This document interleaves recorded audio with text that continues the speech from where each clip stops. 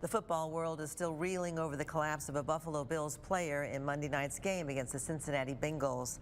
The game was postponed after medics rushed to the field to give Hamlin CPR.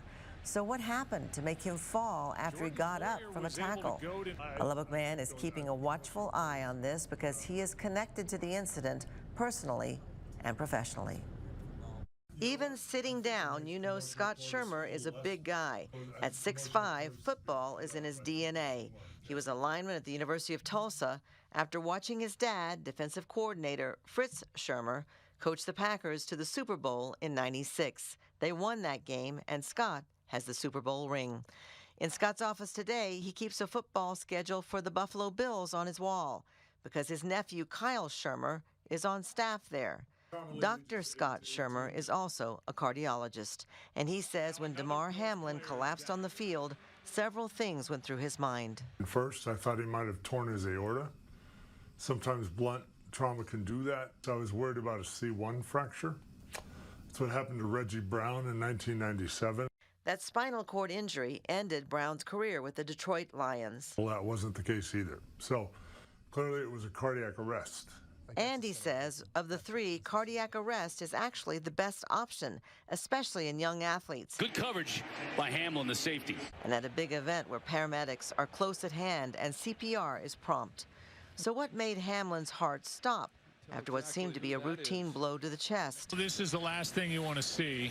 Dr. Shermer says the speculation is a condition called commotio cordis. That's a condition which a blow is struck to the chest doesn't have to be severe or forceful at all. It just has to be exactly the right moment in the cardiac cycle where it changes the electricity and sends the heart into a non-life sustaining rhythm.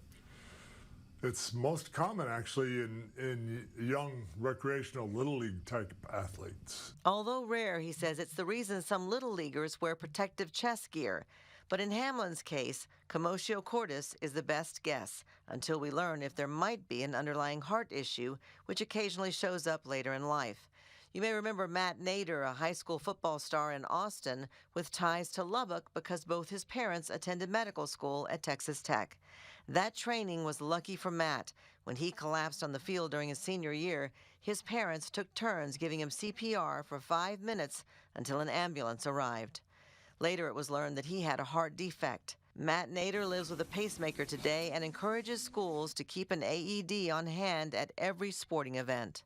Dr. Shermer agrees that is the key to saving lives. What any parent of any recreational athlete should know, if there's any risk of any collision or even significant physical exertion, have an AED on site. That's the most important thing. In Texas, it is required that there should be at least one AED on every school campus, and he says, don't wait on a professional to use it if it's needed. Instead, he says, turn it on. It will walk you through what you need to do step by step. And full disclosure, the Naders are your cousins. Yes. You covered that story extensively. And what a blessing that Matt made it through that. And he's remarkable now. He's spoken all over the state to encourage others to understand the need for an AED everywhere. That's great.